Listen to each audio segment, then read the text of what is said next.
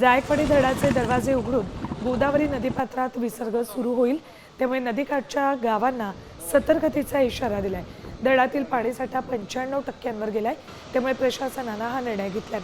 या पावसाळ्यात दुसऱ्यांदा जायकवाडीचे दरवाजे उघडलेत। 31 जुलै रोजी धरणाचे 18 दरवाजे उघडून 9432 क्युसेक वेगानं विसर्ग केला होता, मात्र आवक कमी झाल्यानंतर विसर्ग बंद केलेला। आता गेला आठवडाभर नाशिकमध्ये पुन्हा एकदा पावसानं जोर धरल्यानं जायकवाडीचे दरवाजे उघडावे लागणार आहेत। थेट जाऊयात आमचे प्रतिनिधी माधव सावरगावे यांच्याकडे।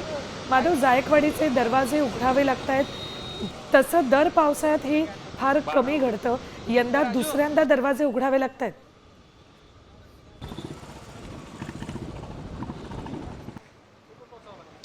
सुवर्णा, तीही कमी वेळेतच, कारण 31 जुलै रोजी 18 दरवाजे अर्ध्या फुटाने उघडून जवळपास 9432 क्युसेक इतक्या पाण्याचा विसर्ग सुरू करण्यात आला होता।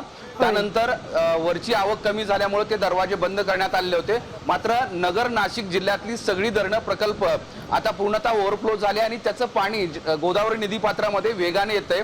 आज दुपारी जवळपास 50,000 क्युसेक इतक्या वेगाने पाणी येऊ शकतं असा अंदाज आहे आणि आता 95% वर हे धरण गेलेलं आहे आणि त्यामुळे पुन्हा एकदा हे दरवाजे म्हणजे 18 दरवाजे अर्ध्या फुटानं आता थोड्याच वेळात उघडण्यात येणार आहेत।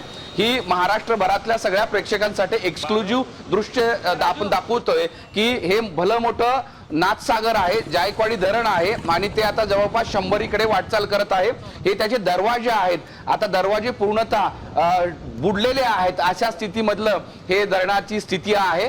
त्यामुळे आता जायकवाडी धरण प्रकल्प फार कमी बघायला मिळतात की धरणाचे दरवाजे बुडलेले आहेत। ज्या वेळेला दरवाजे उघडतील त्यावेळेला पुन्हा एकदा आम्ही तुमच्याकडे येऊ।